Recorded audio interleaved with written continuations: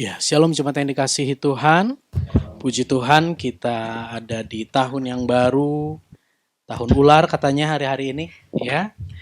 Tadi salam Chinese-nya sudah disampaikan oleh istri saya, karena saya adalah Cina Sunda. Jadi perkenalkan nama saya biasa dipanggil Baba Holyang. Tapi sesungguhnya nama saya adalah Chan Sebe. Jadi saya punya marga itu Chan, ya. Istri saya yang tadi sebelumnya dia tinggal di Jakarta, nama Chinanya adalah Buntelan. Tapi ketika dia pindah ke Bandung, dia masuk ke marga saya dan kita memilih satu nama Cantiknyo. Setuju ya Bapak Ibu ya? Puji Tuhan, dari pernikahan kami lahirlah seorang anak yang bernama Chan Ibak. Chan Ibak karena tadi tidur, bangun langsung ke gereja, jadi tidak sempat ibak. Dan satu lagi kalau Tuhan izinkan namanya Chan Dongkap. Jika Bapak Ibu tertarik untuk masuk ke dalam marga saya, masuk kakak saya bisa. Ada beberapa nama, ada Chan Cebok atau Chan Selyong. Belum mandi artinya ya, puji Tuhan ya. Mari kita sungguh-sungguh mendengarkan firman Tuhan, tidak usah pedulikan rambut yang menjuntai di sini Bapak Ibu. Saya bersyukur karena punya ibu gembala yang begitu kreatif. Saya tadinya mau dibuat dandan seperti barongsai, tapi hasil negosiasi puji Tuhan muncullah seperti ini, better lah ya. Puji Tuhan, hari ini kita akan belajar firman Tuhan, saya kasih judul berbagi hidup. Bapak Ibu, sepanjang bulan Januari kita udah belajar dari satu jemaat komunitas, yaitu jemaat di gereja di Tesalonika. Luar biasa jemaat Tesalonika ini. Mereka tadinya menyembah berhala, mereka tadinya menolak Yesus, tapi 3 minggu bersama dengan Paulus, akhirnya mereka mendengar Injil dan akhirnya mereka percaya Yesus. Bukan cuma sampai percaya, tapi ada perubahan hidup yang luar biasa di dalam hidup mereka. Sehingga mereka bisa menjadi teladan. Hidup mereka berubah, yang tidak taat jadi taat, yang tidak setia jadi setia, yang menolak Yesus jadi sungguh-sungguh sama Yesus. Mereka berubah, bahkan kehidupan mereka jadi kesaksian, kehidupan mereka jadi teladan di wilayah Makedonia, yaitu provinsi dari Tesalonika. Dan hari ini kita mau belajar satu hal lagi, saudara. Apa sih yang bisa menolong jemaat di Tesalonika ini berbuah, bertumbuh, dan berbuah seperti demikian? Ya, kita akan lihat Bapak Ibu satu bagian firman Tuhan. Ya, masih di dalam kitab Tesalonika juga. Ya, 1 Tesalonika 2 ayat yang ke-8, demikian firman Tuhan. Demikianlah kami, kata Paulus dan tim pelayanannya, dalam kasih sayang yang sangat besar akan kamu, bukan saja kami rela membagi Injil Allah dengan kamu, tetapi juga hidup kami sendiri dengan kamu. Sekali lagi dikatakan, karena kamu telah kami kasihi. Jadi apa yang menolong jemaat di Tesalonika itu bisa punya perubahan hidup yang luar biasa seperti demikian? Salah satunya adalah Paulus tidak hanya membagikan Injil kepada mereka, tidak hanya mengajarkan Injil kepada mereka, tapi Paulus juga membagi hidup kepada mereka. Inilah yang dinamakan dengan pemuritan. Bapak Ibu mungkin pernah dengar kata pemuritan, naon sih pemuritan gitu ya. Tapi hari ini kita mau belajar kata pemuritan ini, dan jika Bapak Ibu perhatikan dalam visi misi kita yang keempat adalah kita mau jadi jemaat yang mengajarkan nilai-nilai kerajaan Allah atau memuridkan buat lingkungan kita di luar tembok gereja ini. Inti dari pemuritan itu ada 2 Bapak Ibu. Yang pertama adalah mengajar Injil, yang kedua adalah membagi hidup. Tentunya Bapak Ibu bisa melihat perbedaan keduanya. 2 hal ini berbeda namun saling melengkapi. Jika Paulus hanya mengajar Injil tanpa membagi hidup bagi jemaat Tesalonika, Injil itu, firman itu hanya sebatas teori. Tapi ketika Paulus membagi hidup buat mereka, Mereka bisa melihat bagaimana ini sang pengajar, sang guru ini tidak hanya mengajar, tapi juga melakukan apa yang dia ajar. Sebaliknya, tanpa mengajar dan Paulus hanya membagi hidup sama mereka, jemaat Tesalonika akan melihat begini, Paulus hebat pisan, Paulus jagoan, Dapat saya katakan bahwa mereka, tanpa mereka diajar Injil, jemaat Tesalonika akan mengagungkan Paulus lebih dari Tuhan. Tapi karena Paulus mengajar Injil, siapa Yesus, apa yang telah Yesus lakukan, dan Paulus membagi hidup, akhirnya jemaat Tesalonika bisa dimuridkan bukan berfokus pada Paulus, tapi berfokus kepada Tuhan Yesus yang sanggup mengubahkan kehidupan Paulus. Jadi di dalam pemuritan, dua hal ini merupakan hal yang sangat penting. Mengajar Injil dan membagi hidup. Saudara, saya tulis di dalam slide di sini. Pemuritan, mengajar Injil dan membagi hidup itu bagaikan sebuah apa? Perjalanan. Jadi bukan hal yang momen saja dalam kurun waktu singkat saja, tapi ini merupakan sebuah perjalanan dengan tujuan Yesus semakin dikenali dan dinikmati oleh lingkungan sehingga terjadi perubahan positif dalam diri lingkungan kita. Ini yang terjadi di dalam pelayanan Paulus di Tesalonika. Paulus memperkenalkan Yesus dan karyanya. Paulus menjelaskan kepada jemaat di Tesalonika bahwa Yesus adalah pribadi yang datang dari Allah, layak disembah, layak ditinggikan, pengorbanannya dia kerjakan bukan sebuah kebodohan, tapi bentuk kasih kepada kita orang berdosa. Itu yang Paulus ajarkan. Tapi di samping itu, Paulus juga menyaksikan berbagi hidup bagaimana aku menerima Yesus. Bagaimana akhirnya dorongan yang begitu kuat ada di dalam diriku untuk aku menghidupi firman. Aku sempat disiksa, aku sempat dipenjara, aku sempat didera. Tapi ada sukacita loh di dalam hidupku. Hei jemaat Tesalonika, berubah itu nggak mudah loh. Tapi tahu nggak? Aku pernah mengalami perubahan, aku pernah disingkirkan, diasingkan, aku pernah menderita. Tapi di dalam penderitaanku, itu ada damai sejahtera loh. Itu ada sukacita loh. Paulus tidak malu untuk menceritakan penderitaan yang dialami karena melakukan firman Tuhan. Paulus tidak malu menceritakan apa yang menjadi kegelisahan dia ketika dia melakukan firman Tuhan. Itulah yang dimaksud dengan berbagi hidup. Berbagi hidup bukan hanya cerita tentang hal-hal yang baik saja, tetapi juga cerita tentang hal-hal yang tidak sesuai dengan apa yang kita harapkan. Berbagi hidup juga bercerita bagaimana luka, kesedihan kita, perjuangan kita, pergumulan kita, kesesakan kita ketika kita berjuang melakukan kebenaran. Itu kita bagikan. Itulah yang dinamakan dengan berbagi hidup. Banyak orang takut membagi hidupnya. Kenapa? Karena takut ketahuan lemahnya. Karena takut ketahuan gagalnya. Tapi Paulus tidak demikian.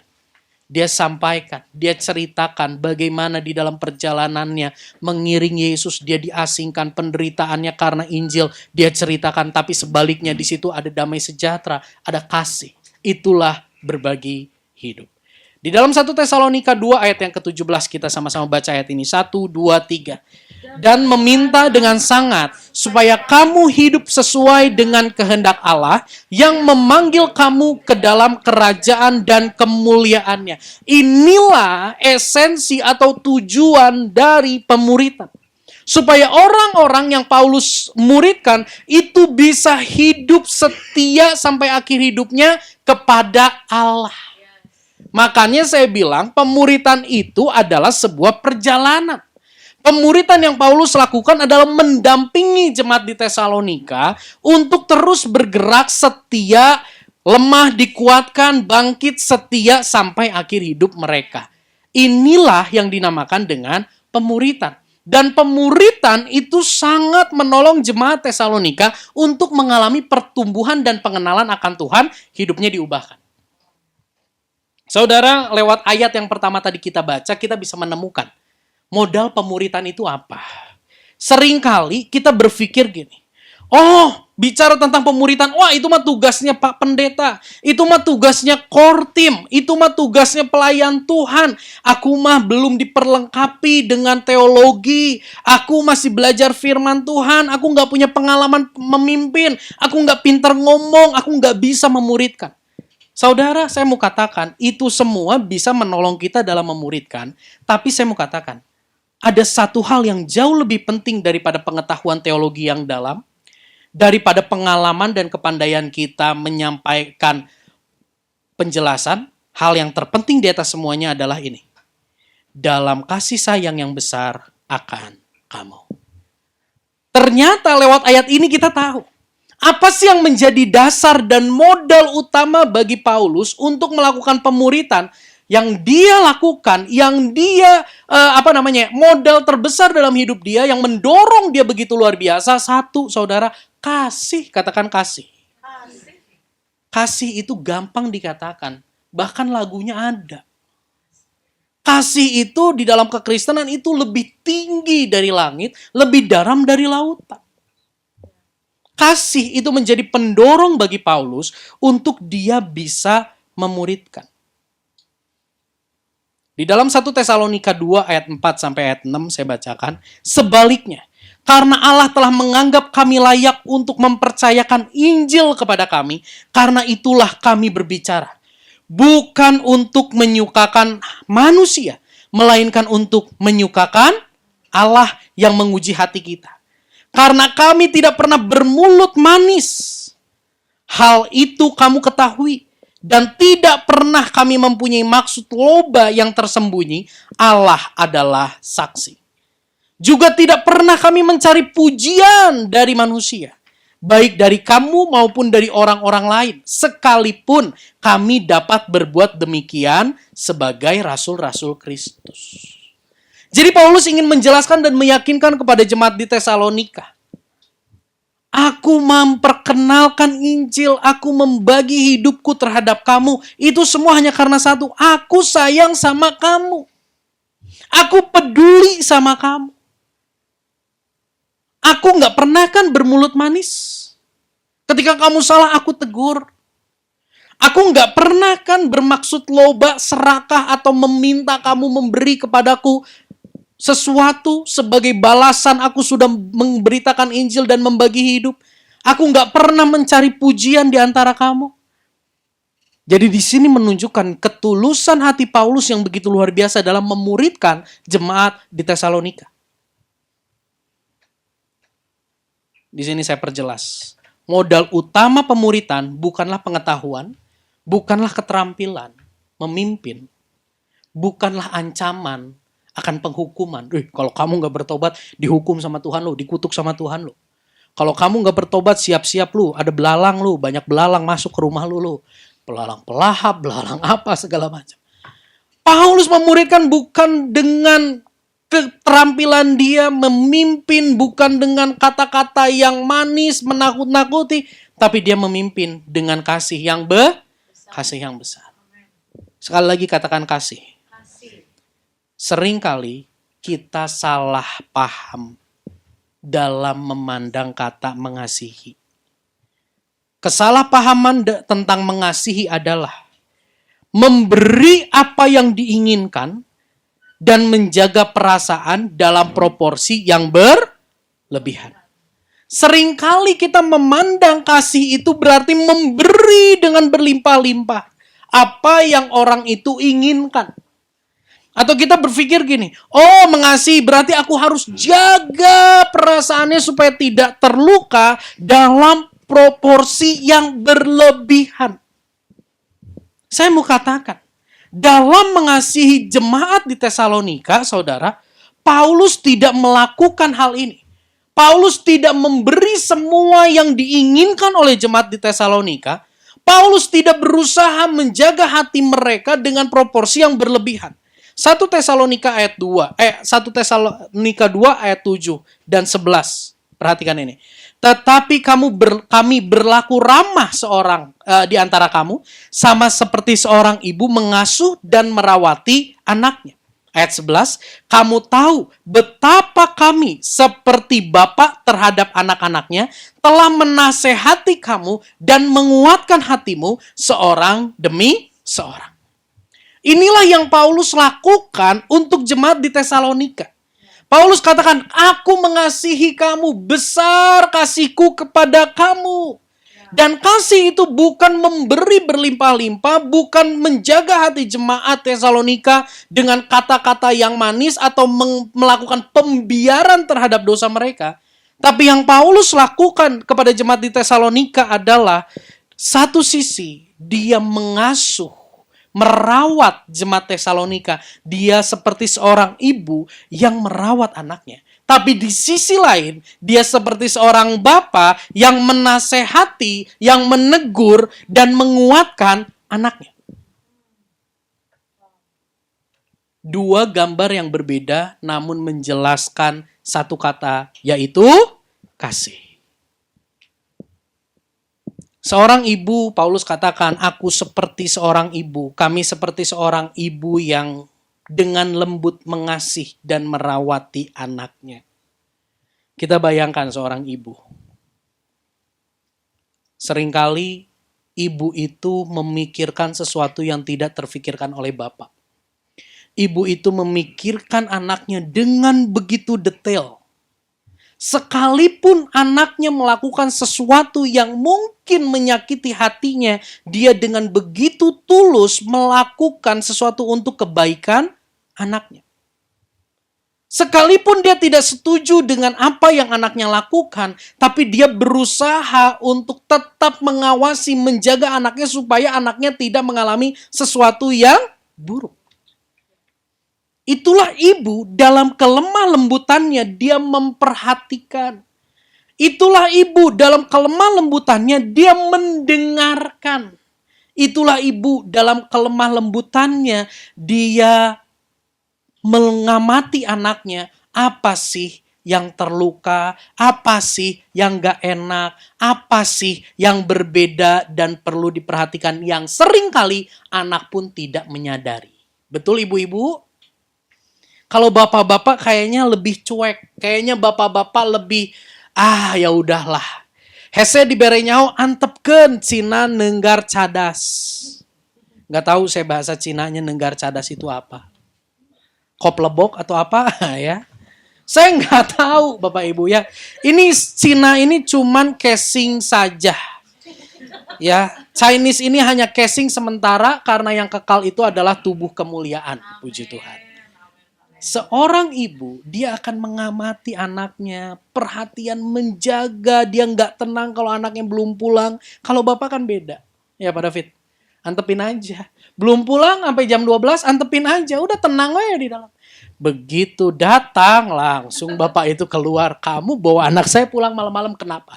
Nah, ya, oke? Tapi kalau ibu itu nelponin. Ibu itu nungguin di depan rumah gitu ya. Itulah ibu. Saya mau pakai sebuah contoh. Ibu saya, ibu pembina kita, dia sangat takut ketika anaknya nonton Persib ke stadion. Ya. Dia berusaha untuk udahlah, janganlah. Tapi anaknya ini kekeh. Kalau ditanya setuju nggak? Nggak setuju. Tapi apa yang dilakukan? Ketika ibu pembina tahu bahwa anaknya kekeh besok mau nonton Persib ke stadion, malam hari, tanpa pengetahuan anaknya, ibu gembala mempersiapkan beberapa bahan masakan untuk jadi bekal anaknya nonton ke stadion. Pagi-pagi ibu pembina sudah bangun, dia masak nasi pakai telur, pakai daging ham, dikopiok, saudara. Tiba-tiba nanya, Yusak nanti yang nonton berapa orang? 8 orang. Dibikinin 8 bungkus, nasi, telur. Kalau ditanya, setuju enggak ibu anakmu pergi ke stadion? Tidak. Tapi kenapa kok disediakan makanan, dibekelin? Itulah seorang ibu. Yang di dalam ketidaksetujuannya, dia memikirkan gimana ya caranya supaya ya udahlah kalau Yusak maksa ke sana tapi meminimalisir resiko kelaparan di sana. Dibikinin itu nasi 8 bungkus. Ketika anaknya nonton di stadion, dia nonton di TV, Bapak Ibu. Ya, dia nonton di TV. Apa yang terjadi? Di TV ada sebuah koreografi. PERSIB itu diangkat pakai papan gitu ya. Persib satu-satu diangkat gitu ya. Ayo semua berdiri, diangkat. Tiba-tiba ibu ini tertawa karena apa? Karena melihat itu disorot sama TV, Persib jadi Percip. Karena S-nya gitu, bagian bawah S-nya itu ketutup. Jadi dibacanya apa? Percip. Ketika anaknya pulang, ibu ini cerita, iya tadi, ibu pembina cerita, iya tadi mami nonton di TV. Ada yang bawa itu. Tapi itu lucu, S-nya jadi C, Percip. Tahu Bapak Ibu, apa yang ada di dalam hati saya? Aduh mami, itu yang pegang huruf S adalah anakmu. Di mana anakmu tidak cukup tinggi untuk mengangkat bagian S bagian bawah. Jadi Persib, jadi Percip. Sampai anaknya, cucu pembina pun batuk-batuk mendengar kisah ini. Itulah seorang ibu kalau ditanya setuju nggak? Nggak setuju. Ketika anaknya pulang subuh-subuh malam-malam, bapak pembina katakan biarin, kasih pelajaran ke Yusak. Tapi ibu pembina ini berpikir gimana caranya. Akhirnya ibu pembina ketika mendengar ketukan pintu diketuk dan dia tahu itu ketukan anaknya, pakai remote dia buka pintu mobil. Citut! Anaknya tahu dan anaknya bisa tidur di dalam mobil walaupun loba reungit, Bapak Ibu. Kalau ditanya, setuju nggak pulang subuh? Enggak. Tapi di balik ketidaksetujuannya ada kasih yang besar yang memikirkan gimana caranya supaya anak saya itu diminimalkan resikonya. Dan harapan seorang ibu gini, dengan kasih, anak itu lama-lama bisa luluh.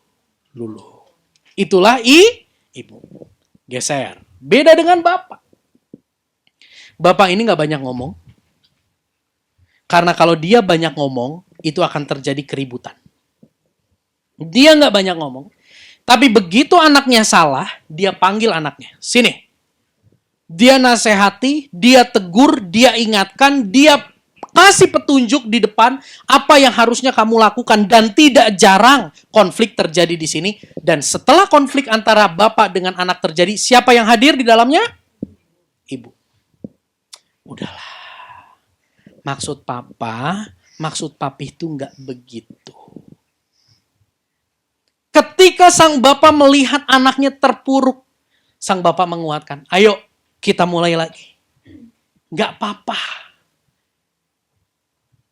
Papa, papi, bapak temenin kamu. Apa yang membuat kamu takut? Ayo, kita maju sama-sama.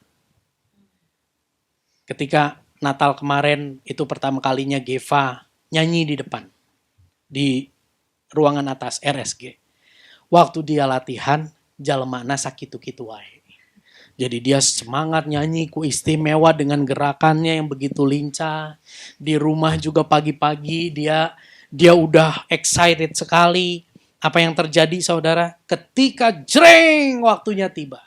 Dia maju ke depan dan ketika dia di depan dia hanya bisa tutup matanya. Dia tutup mukanya pakai tangan. Apa yang terjadi? Semua orang katakan gini, itu lucu ya, lucu ya, lucu ya, lucu ya. Jemaat menertawakan karena kelucuan cucu gembala. Tahu nggak yang ada di hati saya apa?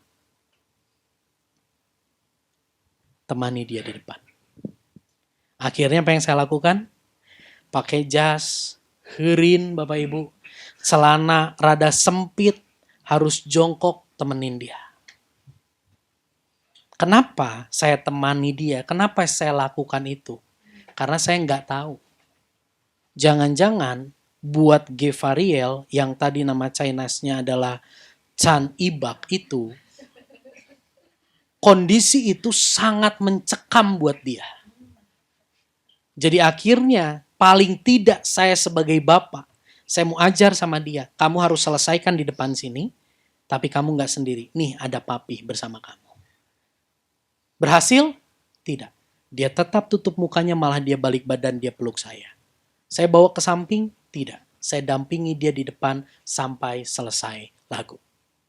Karena setelah itu mamihnya yang ke depan nyanyi, jadi saya minggir, dia sama mamihnya kan jadi herin ya Bapak Ibu. Kalau anak saya ya Can Ibak, lalu ayat si Can Sebe dan cantiknya gitu kan jadi herin di depan, betul? Malah jadi drama keluarga. Jadi saya tinggalkan anak saya, biarkan dia bersama dengan mamihnya. Apa yang mamihnya lakukan ketika itu? Kalau saya biarkan dia berdiri, saya jongkok, saya temani dia. Yang mamihnya lakukan beda. Inilah seorang ibu. Dia angkat anak itu, dia gendong, dia peluk. Sepertinya sama tindakannya. Tapi pesannya berbeda. Seorang bapak, ayo selesaikan. Tanggung jawabmu, tugasmu, dan aku ada di posisimu sama-sama. Itu bapak. Tapi kalau ibu, dia cenderung mengeluarkan anaknya dari kegelisahan itu. Dia gendong. Mana yang lebih mengasihi? Dua-duanya mengasihi, tapi bentuknya berbeda. Inilah yang dilakukan oleh Paulus terhadap jemaat di Tesalonika. Satu kali sekalipun tidak setuju dengan perbuatan mereka, tapi Paulus dengan lembut mengingatkan mereka. Paulus dengan terus memikirkan, bahkan dengan mencucurkan air mata, mendoakan untuk pertobatan mereka. Tapi di sisi lain, tidak hanya melakukan hal tersebut, Paulus juga ada waktunya membuka mulutnya, memberi nasihat, menegur, berkata-kata dengan tegas, dan hadir bersama dengan jemaat Tesalonika untuk menghadapi pergumulan. Dan yang menarik, di bagian terakhir ayat ini yang saya kasih warna kuning, dia lakukan itu seorang demi seorang. Artinya apa? Pemuritan itu bukan borongan. Pemuritan itu bukan borongan. Pemuritan itu perjalanan one by one. Ini yang dilakukan oleh Paulus. Kita lanjut. Jika modal utama pemuritan adalah apa? Kasih. Maka masalah terbesar dalam pemuritan apa? Ketiadaan kasih. Bukan ketiadaan pengalaman, bukan ketiadaan kemampuan, bukan ketiadaan waktu, tapi ketiadaan kasih. Karena ketika ada kasih, semua akan terlewati. Saya mau katakan gini, kenapa Paulus bisa begitu setia, bisa begitu konsisten dalam memuridkan jemaat di Tesalonika? Kasih Allah itulah yang membuat Paulus rela mengajarkan dan membagikan hidup untuk jemaat di Tesalonika, sekalipun banyak tantangan, penolakan, ketidaksesuaian harapan. Orang ini sudah didoain, udah dinasehatin, jatuh bangun, tetap aja lakukan itu. Itulah ketidaksesuaian harapan dalam pemuritan.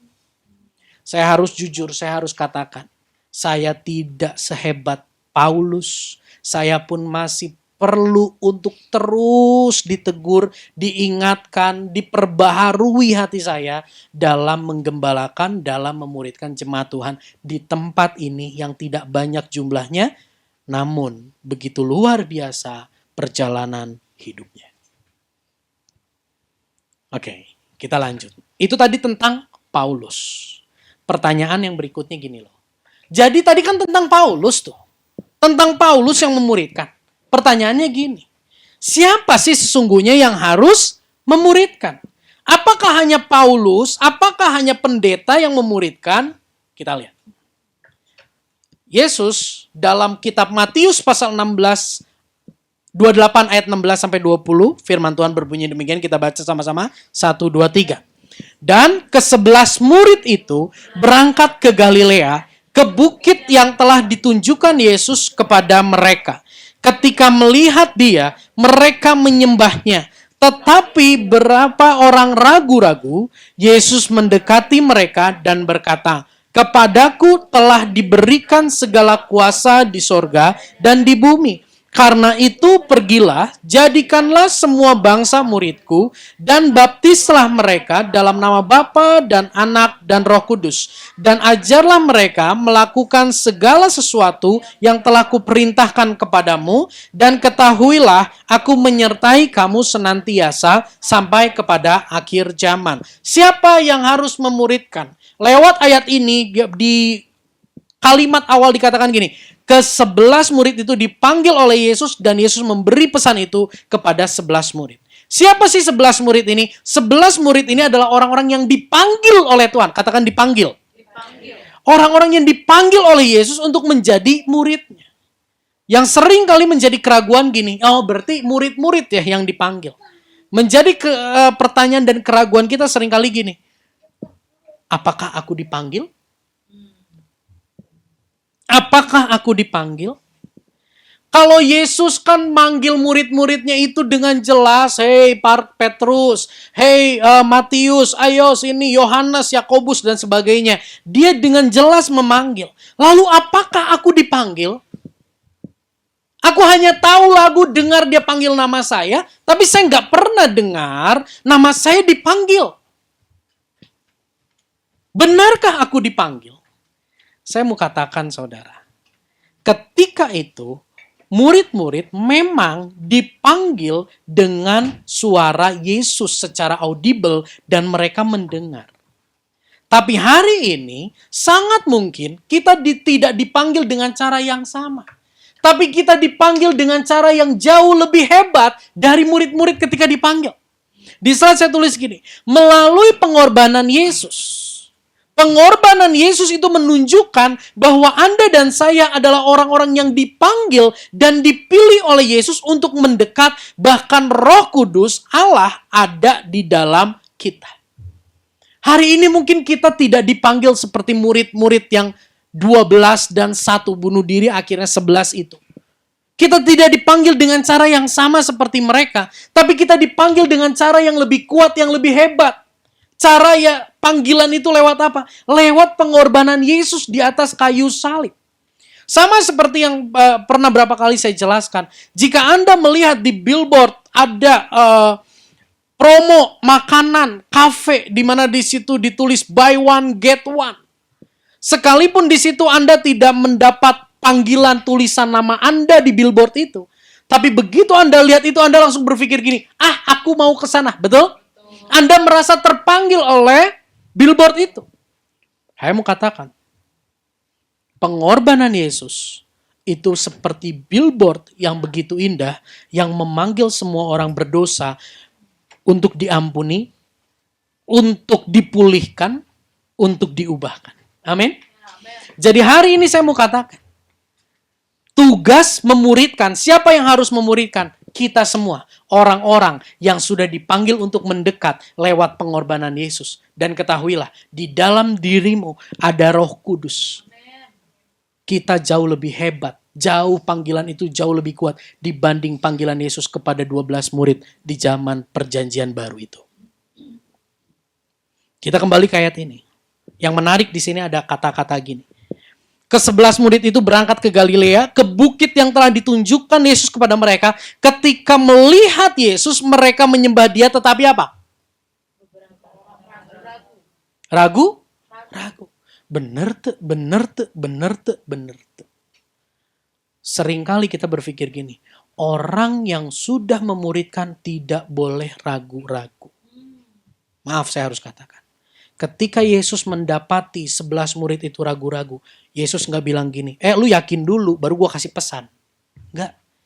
Yesus tahu mereka ragu-ragu, tapi keraguan-raguan mereka tidak membuat Yesus mengurungkan pesannya untuk mereka memuridkan. Artinya apa? Saudara, pemuritan adalah proses perjalanan bersama. Jika hari ini saya memuridkan jemaat Tuhan di tempat ini, ketahuilah, itu pun merupakan perjalanan saya. Di mana di dalam perjalanan itu saya pun harus jujur katakan hari ini. Seringkali saya mengalami keraguan. Namun, melalui perjalanan itu, kita pun yang memuridkan mengalami peneguhan. Jadi jangan berpikir, aduh aku masih sering ragu, aduh masa ya aku udah memuridkan tapi kok aku ada keraguan, ada kelemahan. Oh, Tuhan tahu. Tapi ketika Tuhan tahu itu ada di dalam diri kita, dia tidak tarik pesan itu. Bahkan lewat perjalanan kita, mungkin kita yang memuridkan, kita bisa diteguhkan lewat orang yang kita muridkan. Itulah pemuridan. Dan kita lihat di sini. Bukan hanya ragu-ragu, di sini Yesus kasih pesan. Yang menarik Yesus sebelum dia kasih pesan, dia katakan gini, kepadaku telah diberikan segala kuasa di sorga dan di bumi. Saudara tahu bahwa pemuritan itu merupakan mandat dari pribadi yang punya otoritas di bumi dan di sorga. Nah, jika Anda begitu tunduk terhadap otoritas atasanmu, kenapa kita tidak mau tunduk terhadap otoritas yang jauh lebih hebat, otoritasnya di bumi dan di sorga? Jangan sampai hari ini kita lebih takut dengan atasan kita lebih tunduk terhadap atasan kita dibanding terhadap pribadi Yesus yang otoritasnya bumi dan sorga. Jadi jika hari ini kita merasa, wah, pemuritan ini hal yang dilakukan hanya sebagian orang, tidak. Pemuritan ini menjadi tugas tanggung jawab setiap kita yang sudah dipanggil lewat pengorbanan Yesus. Dan yang memberi kita perintah adalah otoritas di atas semua otoritas. Namanya Yesus. Poin yang ketiga. Kita udah tahu siapa aja sih yang harus memuridkan, semua yang udah dipanggil lewat pengorbanan Yesus. Pertanyaannya gini, di mana sih pemuritan harus terjadi? Apakah cuma di gereja atau di mana? Kita lihat. Kisah Para Rasul 1 ayat yang ke-8 kita baca sama-sama. 1, 2, 3. Tetapi kamu akan menerima kuasa kalau Roh Kudus turun ke atas kamu dan kamu akan menjadi saksiku di Yerusalem dan di seluruh Yudea dan Samaria dan sampai ke ujung bumi. Saya rangkum ayat ini dalam gambar ini. Pemuritan harus dilakukan mulai dari Yerusalem, Yudea, Samaria, ujung bumi. Yerusalem ini bicara tentang circle yang terdekat dengan kita, yaitu keluarga. Di poin sebelumnya, kita semua diberi tanggung jawab untuk melakukan apa? Pemuritan. Siapa yang harus aku muridkan? Di slide ini terjawab. Jika Anda ada di dalam sebuah keluarga, keluargamu adalah orang-orang yang harus engkau dan saya muridkan. Khususnya, hai orang-orang tua. Suami istri, Anda tidak hanya dirancang untuk hidup bersama, menghasilkan keturunan secara jasmani. Tapi di dalam kekristenan, suami istri dipersatukan untuk apa? Untuk bekerja sama, memuridkan generasi yang Tuhan percayakan ada di dalam keluarga mereka. Makanya di Ulangan 6 itu Yesus Allah mengajarkan orang tua ajarkanlah berulang-ulang tentang takut akan Tuhan dan mengasihi Tuhan. Jadi suami istri Anda memiliki satu tugas yang sama dan itu harus dikerjakan bersama-sama, yaitu memuridkan generasi yang ada di bawah kita yang Tuhan percayakan. Jika Anda pernah mengalami kesulitan, kemustahilan dalam mempunyai anak, tapi Tuhan kirim anak itu merupakan sebuah anugerah yang luar biasa. Dan kenapa Tuhan kasih anak? Karena Tuhan percaya Anda dan pasangan Anda sanggup memuridkan dengan pertolongan Tuhan. Tujuan pemuritan bukan tentang Anda, tujuan pemuritan membawa orang yang kita muridkan mengalami Kristus. Ajar mereka tentang Injil, kasih mereka teladan, bagi hidup dengan mereka. Maka dari itu saudara, Jerusalem Community Church minggu depan akan mengadakan Gospel in My Family. Jadi minggu depan setelah ibadah, 6.15 sampai 19.30, tolong diluangkan waktu di tempat ini. Ya, kita ada kedatangan pembicara tamu. Setelah ibadah kita akan membahas mengenai suami istri yang bekerja sama untuk memuridkan generasi yang ada di bawah kita. Ya, jadi saya sangat harapkan, saya berdoa kita semua baik yang ada di tempat ini online, onsite maupun yang online, minggu depan siapkan diri kita. 18.15 sampai 19.30 disediakan makan malam, anak-anak ada yang menangani. Saya lanjut. Bukan hanya di Yerusalem, tapi Yudea. Yudea ini berbicara tentang apa? Yudea ini berbicara tentang circle yang lebih besar dari keluarga, tapi isinya orang-orang percaya. Siapa itu? Gereja. Pemuritan itu dikerjakan di dalam gereja. Memang secara struktur ini dikerjakan oleh gembala, oleh core team. Tapi saya percaya tidak hanya kehidupan Bapak Gembala yang bisa jadi berkat, tapi kehidupan kita semua bisa jadi berkat. Saat ini Anda duduk di tempat ini, satu arah khotbah Anda sedang diajar oleh Injil. Tapi datang deh, Jumat 2 minggu sekali, di dalam komsel, sahabat seperjalanan, di situ kita saling berbagi hidup. Berbagi pergumulan, bukan untuk menertawakan, bukan untuk menyingkapkan kelemahan, tapi untuk menyingkapkan betapa besar kesetiaan Tuhan, betapa besar kuasa dan kasih Tuhan menolong kita dalam pergumulan kita. Dan teman-teman yang ada di tempat ini. Pemuritan juga bisa dikerjakan di Samaria. Artinya apa? Circle yang lebih luas, yang lebih besar, saudara. Siapa? Ini adalah marketplace kita. Lingkungan di mana kita bekerja, kita beraktivitas. Lingkungan di mana kita sekolah. Lingkungan di mana kita berkuliah. Di lingkungan rumah di tempat kita tinggal. Kenapa akhir tahun kemarin kita undang warga, kita makan bersama? Itu sebagai satu langkah. Kita tidak mengkristenkan mereka. Tapi kita mau gini. Sekalipun mereka agamanya beda dengan kita. Mereka bisa tetap merasakan kasih Yesus lewat kita. Akhirnya mereka mau terima Yesus atau enggak. Itu bukan urusan kita. Tugas kita. Tunjukkan kasih Kristus. Supaya mereka bisa menikmati kasih itu. Dan hidup mereka terberkati. Ujung bumi, ini circle yang jauh lebih luas. Jika ada yang ingin menginjil ke ujung bumi, saya sarankan ke ujung Berung aja dulu. Oke? Jadi, di mana sih pemuritan? Di rumah kita harus ada ujung Berung. Di rumah kita harus terjadi pola pemuritan. Di gereja kita harus terjadi pola pemuritan. Di mana Anda ditempatkan di marketplace, tempat kerja, harusnya Anda menjadi seorang yang bisa memuridkan. Memuridkan, mengajarkan Injil, dan juga membagi hidup. Poin yang paling terakhir, A sampai Z. Injil dan pemuritan. Saya undang Melin untuk iringi saya. Saudara, tadi kita udah bahas. Modal pemuritan adalah kasih. Siapa yang harus memuridkan? Kita yang dipanggil. Di mana kita memuridkan? Gak ada satupun tempat yang bisa luput dari perintah Tuhan untuk kita memuridkan. Keluarga, marketplace, gereja. Dan saya mau katakan, kasih terbesar itu hanya ditemukan di dalam Kristus dan karyanya. Kasih terbesar itu hanya ditemukan di dalam pribadi Kristus dan karya pengorbanannya yang kita sering sebut dengan Injil. Mari saudara, kita perlu terus untuk merenungkan pengorbanan Yesus. Karena merenungkan pengorbanan Yesus, di situ kita tahu dan kita diteguhkan bahwa kita dipanggil untuk mendekat, kita dipanggil untuk menjadi murid, kita dipanggil untuk memuridkan, dan di situ kita tahu, sekalipun kita orang berdosa, pengorbanan Yesus memanggil kita, dan lewat pengorbanan itu kita dilayakan untuk memuridkan orang-orang di sekitar kita. Dengan merenungan Injil, kita disadarkan bahwa aku dipanggil.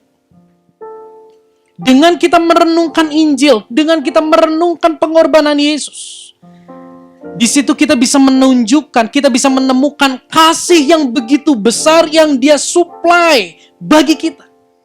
Kasih yang begitu hebat, yang begitu besar, yang sanggup memulihkan luka hati kita, trauma kehidupan kita, kebobrokan kita, sehingga hidup kita berubah.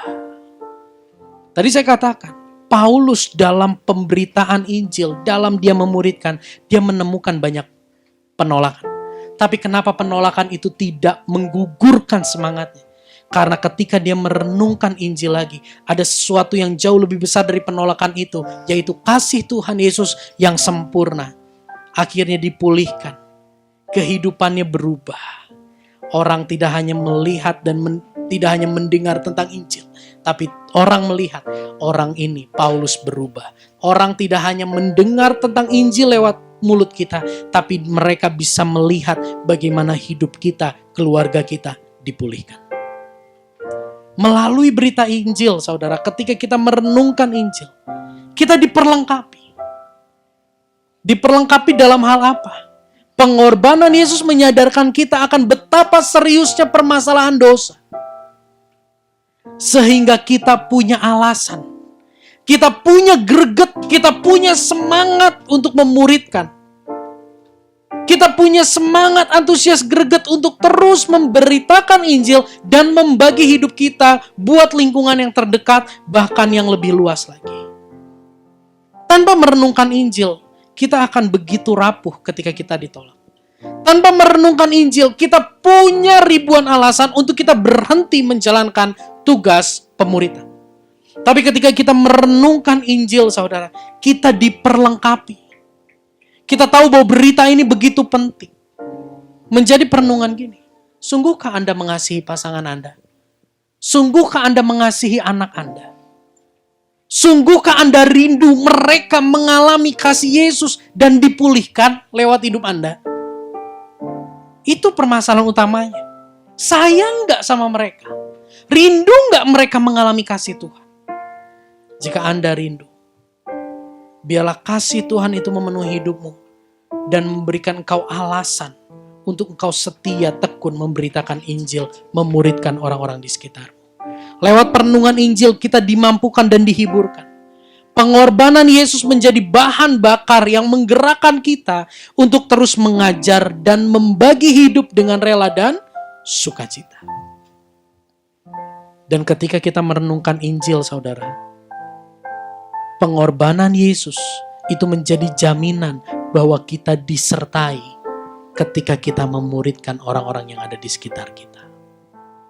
Tidak perlu berpikir jauh-jauh dulu memuridkan teman, memuridkan yang lain. Sudahkah pemuridan itu berjalan di rumah tangga kita? Ingat, bukan hanya mengajar Injil, tapi membagi hidup, mempertontonkan perubahan hidup, perubahan perkataan, perubahan nada, itu pun saya percaya sanggup diubahkan oleh Injil. Yang nadanya do tinggi bisa jadi sol. Ya, bisa jadi lebih lembut. Yang gak sabaran bisa jadi lebih sabar. Ketika kita memiliki kasih, ketika kita mau marah di rumah, kita ingat, aku harus memuridkan. Pemberitaan Injilku akan sia-sia jika aku meresponi ini dengan cara yang lama. Aku harus berubah. Kalau kita lihat ini, lewat Injil kita dipanggil, lewat Injil kita dipulihkan, lewat Injil kita diperlengkapi, lewat Injil kita dimampukan dan dihiburkan, lewat Injil disertai. Kita bisa menyadari bahwa bicara tentang memuridkan itu hanya sesungguhnya bicara tentang pekerjaan Allah di dalam kehidupan kita. Saudara tahu bungkus nasi? Saya tadinya mau bawa bungkus nasi, saudara. Bungkus nasi yang kertas itu. Tidak ada kan yang rebutan sama saudaranya dulu, rebutan bungkus nasi kosong? Gak ada ya? Apa yang diperebutkan sih? Isinya kan. Ketika bungkus nasi itu isinya nasi kuning, harganya murah. Tapi ketika bungkus nasi itu isinya adalah emas batangan, harganya sangat mahal. Kita itu seperti bungkus nasi. Tanpa Yesus di dalam kita gak ada harganya. Pemuritan semua bicara tentang Yesus. Ayat yang paling terakhir. 1 Korintus 3 ayat 5-7. Demikian firman Tuhan. Jadi apakah Apolos, apakah Paulus, pelayan-pelayan Tuhan yang olehnya kamu menjadi percaya? Masing-masing menurut jalan yang diberikan Tuhan kepadanya. Aku menanam, Apolos menyiram, tetapi Allah yang memberi pertumbuhan. Karena itu yang penting bukanlah menanam atau yang menyiram, melainkan Allah yang memberi pertumbuhan.